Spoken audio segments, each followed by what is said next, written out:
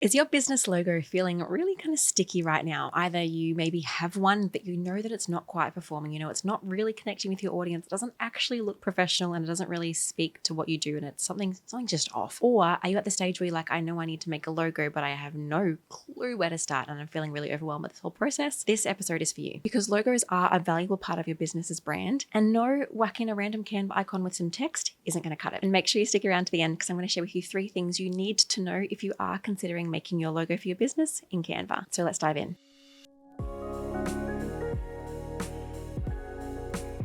So hi, welcome to the podcast. If you are new here, my name is Jacqui and I am a graphic designer and pretty much a human that is obsessed with making sure that you, an everyday business owner, can have an incredible brand and graphics that is actually going to grow your business, make you feel proud, and actually make sales instead of just dragging you down, sucking all of your time and making you feel ashamed of your brand. This is part of a 5-part series I'm doing on my Build Brand Method, which is my signature method for teaching business owners how they can create a really robust, successful brand for their business. And we are up to part 4. But before I get further in, I want to just take a moment because if you have been along for the journey for the last 11 years of my business, I wanted to give you a little update. If you're following me on Instagram, which if you're not already, make sure you do that. My handle is whitedeergd and that's where I hang out. That's where you'll actually be able to get the latest tips, get the latest updates, actually connect with me as a person so I can connect with you as a person as well. There's something exciting that has happened in the life of my business this last week is, I don't know if you can see in the corner here if you're watching on YouTube, but I have a little trophy here and I was recently awarded an award.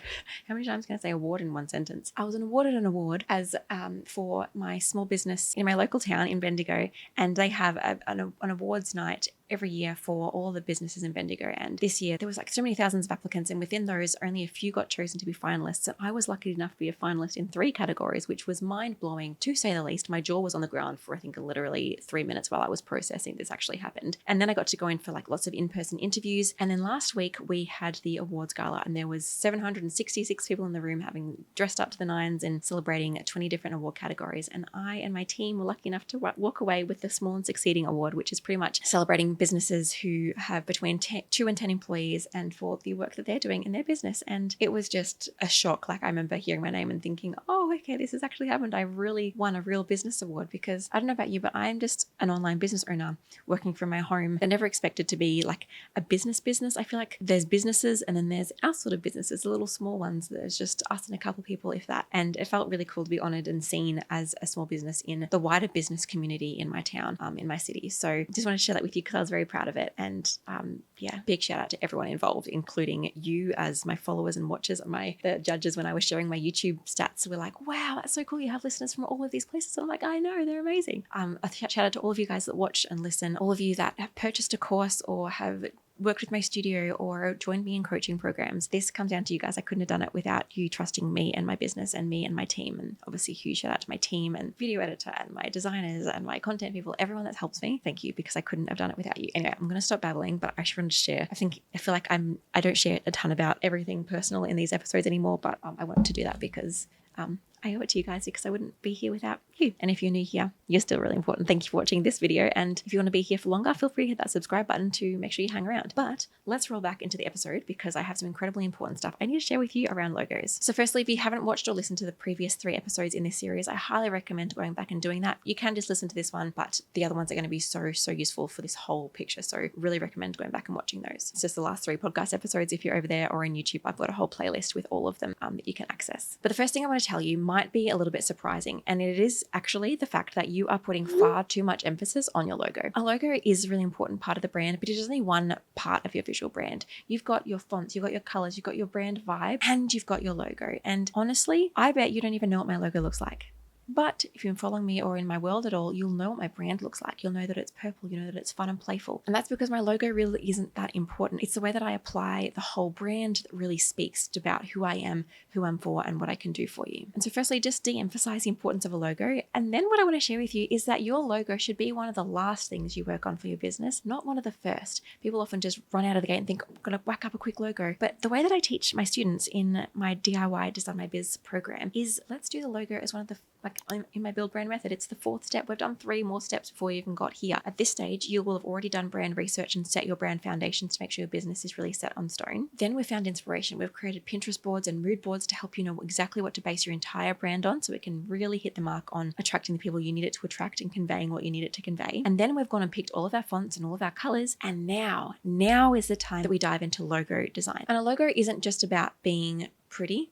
A logo isn't just about having something out there. A logo, it can be really, really purposeful and conceptual. So a great thing about having already picked your fonts and colors in the previous step is that you actually can use those same fonts and colors in your logo. That means that by the time you're designing your logo, you're really being laser focused on the concept rather than just pinning together pretty fonts. And so what you can do at this stage is start to brainstorm really important concepts for your logo. Think through, what do I want my business to represent? What is the way that I teach? Like I was talking to a student today inside DIY Design My Biz. We have monthly calls every single month, and I go through and I give them feedback. And we spend a lot of time looking at her logo. And I was like, what do you want to represent? She's like, I need it to be joyful. It needs to represent freedom. It needs to represent this, this, and this. And she was taking me through who she works with, how she helps them, the methods that she used to teach, and all these different things about her business. And from there that's when we can brainstorm concepts for the logo. Because when you have a conceptual logo, it doesn't matter if the trends change. It doesn't matter if your colors and your fonts get a little bit out of fashion. Ideally, we will update these over time, but it means your logo is actually still conceptual enough that it can stand the test of time. You might update the colors of it one day. You might even update the fonts of it one day, but the concept of the actual logo can remain the same over and over again. And that really provides incredible brand stability. So when you're making a logo, don't just pick the latest pretty trend that you see. Do some brainstorming first around creating concepts. And for example, if you're wanting a brand that portrays freedom, find visuals that represent freedom. Is it a bird? Is it a cage? Is it chains breaking? Those can feel like quite cliche concepts. When you pair a cliche concept with a clever execution, like say, for example, a great example I see of freedom is when the word freedom is written out, you've got an M and someone's chopped off the top of the M and made it look like a bird flying away. And that shows freedom, but in a really clever way. So what conceptually can you do for your logo? And so now I want to speak to not just what you should do of thinking conceptually and making sure that you've got your fonts and colors sorted first and de-emphasizing your logo. Some things that you should not do that I see all of the time is 2 things. Firstly, overcomplicating the logo. Don't think, oh, I want to do a freedom logo and then do a freedom with an M and then with a bird on it, and then make that bird like some really intricate detailed illustration with watercolor paintings and a really detailed background. No, logos need to be conceptual for the sake of conceptual. They need to be really simple. People need to see at a glance what that logo is. It needs to be something that isn't too complex, because when it's too complex, it becomes so impossible to use in practice. Because when you think about it, a logo isn't just a logo. A logo is designed to go everywhere for your business. It should be the little fav icon at the top of your web browser. It should be the top of a website banner. It should be on an email banner. It should be it doesn't have to be a display picture for your Instagram or for your Facebook. It might be a little icon at the bottom of an Instagram post. It might go on a t-shirt one day. There are all sorts of places a logo needs to go. And when you overcomplicate a logo, it looks rubbish in those placements. So I want you to not get tempted to overcomplicate the logo. If you want to have watercolor effects in your brand, do that, but don't necessarily do it in the logo. Do it in your full brand and its elements. I'll talk about those next week. When you're thinking of your logo, do it in a really simple way. Can you do it in a simple, clean line drawing rather than overcomplicating it, to make sure that your logo can be used in a variety of different ways? Which brings me to my second mistake, is not creating variations of your logo that you can use in tons of different ways. You can imagine the same layout of your text and icon. By the way, if you don't know what a text and icon is, I go into the whole anatomy of a logo, how to actually brainstorm your logo effectively, how to research great logo ideas, how to actually execute designing your logo in Canva, all inside my course, DIY Design My Biz. You're welcome to join. It's open for enrollment now. And that's going to help you to stop wasting time designing your logo and actually create something that's going to stand the test of time, something that you're proud of and something that's connecting with your audience so that you can make sales. Back to my point, if you don't have an icon and text for your logo that is versatile, that can move around, that can have an icon with text next to it, or an icon by itself and text by itself and all sorts of things, a white version of your logo and a colored version of your logo and a black version of your logo, then you're going to find it really hard to use in practice. It's going to mean when you try to put your logo at the bottom of an Instagram post, it's going to look messy and take away from the actual Instagram post. When you try to put your logo as a little circle at the top of a web browser, it's going to be too small to read. And there's so many different things we need to think about when we're creating a logo. So making sure you do all sorts of variations of sizing to make sure that it's totally versatile for you to use all over the place. Because if you're finding your logo hard to use, you're not going to use it anywhere and it's not going to be able to connect with your audience in the way that you want it to. So remembering that your logo isn't your full brand. Your full brand comes with your fonts and colors, your elements, which we're going to discuss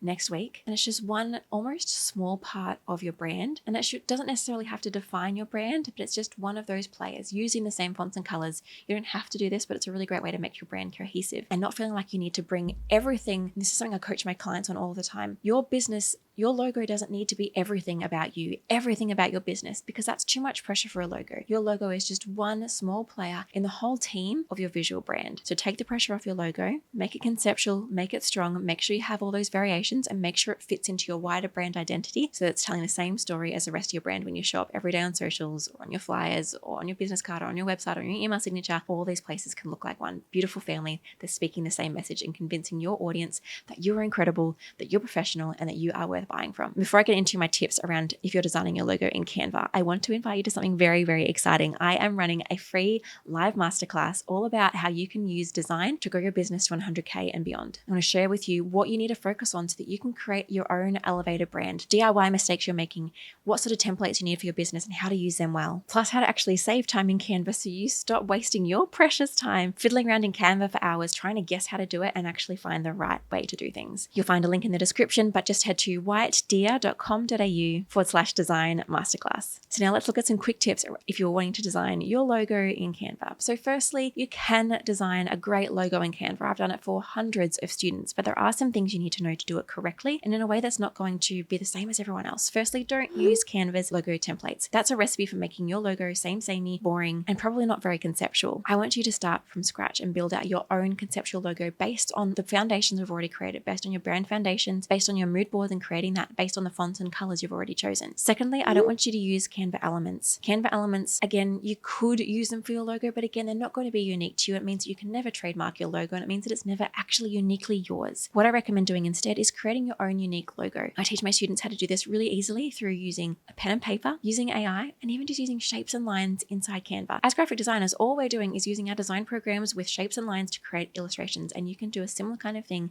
inside Canva as well. And it means that your logo is totally unique to you. It's highly conceptual and it's going to stand the test of time, and something that you totally own the copyright of and can future trademark if you'd like to. And lastly, if you're going to design a logo in Canva, you need to know how to save the file type correctly. You need to make sure you have a vector type logo. You need to make sure that you're saving it in transparent formats. You need to make sure you're saving it in the right sort of vector formats. And if you do want to know all the ways to do those things, I go through all of it from start to finish inside my course, DIY Design My Biz. I'll pop a link for that below as well. But your first free step is to join that masterclass and begin to get everything sorted for your brand and business so you can start showing up today as a professional that deserves attention online. And then make sure you join me next week for our final episode in this Build Brand series. I'm going to show you how to pull everything together and start to bring in some templates for your business so that you can start saving time, creating graphics that look consistent absolutely everywhere and communicates the right message with every single post.